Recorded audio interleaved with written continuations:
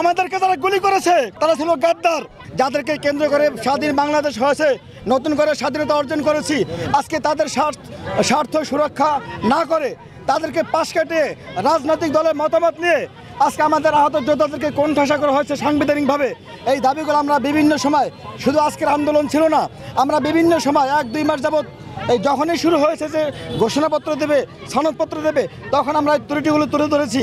আমরা সচিবালয় স্মারকলিপি দিয়েছি, মুক্তিযুদ্ধ মন্ত্রণালয় স্মারকলিপি দিয়েছি, কিন্তু তারা কোনো অগ্রাহ্য করেনি, কর্ণপাত করেনি। আজকে সর্বশেষ আমাদের দাবি ছিল, আমাদের শান্তিপূর্ণ আন্দোলন ছিল যে আমরা যে এই দেশটাকে নতুন করে উপহার দিয়েছি। আমি চীনমৈত্রী সম্মেলনে 5 তারিখে বলেছিলাম, ইনুস সাহেব আপনার চেয়ারের নিচে লাল কার্পেট, এটা তো রক্তের কালার, এই রক্ত যদি সরে যায় আপনি তো পড়ে যাবেন, সুতরাং সবার আগে আহতদের স্বার্থ সংরক্ষণ করবেন।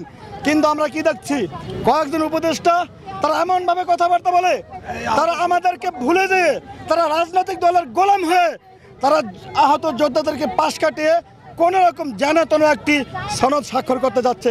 আমরা সেখানে 3টি পয়েন্ট স্পষ্ট করেছিলাম। 1 নম্বর, আমাদের সুরক্ষা আইন করতে হবে, কারণ আমাদেরকে যারা গুলি করেছে তারাও কিছু মারা গিয়েছে, তারা ছিল গাদ্দার। গাদ্দারের বিচার মৃত্যুর মাধ্যমে শেষ হয়ে গেছে। যদি দায়মুক্ত আইন না দেওয়া হয় তাহলে জুলাই যোদ্ধা পরিবার, শহীদ পরিবার, তারা ভবিষ্যতে তাদেরকে আওয়ামী দোসর যারা তারা উল্লেখ করতেছে বিচারে কাঠগড়ায় দাঁড় করাবে। যুদ্ধ হয়েছে, যুদ্ধে একদল পরাজিত হয়ে পালিয়ে গিয়েছে, আর একদল বিজয় অর্জন করেছে, নতুন স্বাধীন হয়েছে। সুতরাং এই দায় মুক্তি দেওয়া সরকারের দায়িত্ব ছিল, এবং আমাদের স্বার্থ সুরক্ষা আইন করা, এটা কোনো স্পষ্ট বার্তা তারা দেয় নাই। দেশে দেশে সবার সাথে দ্য নিউজ।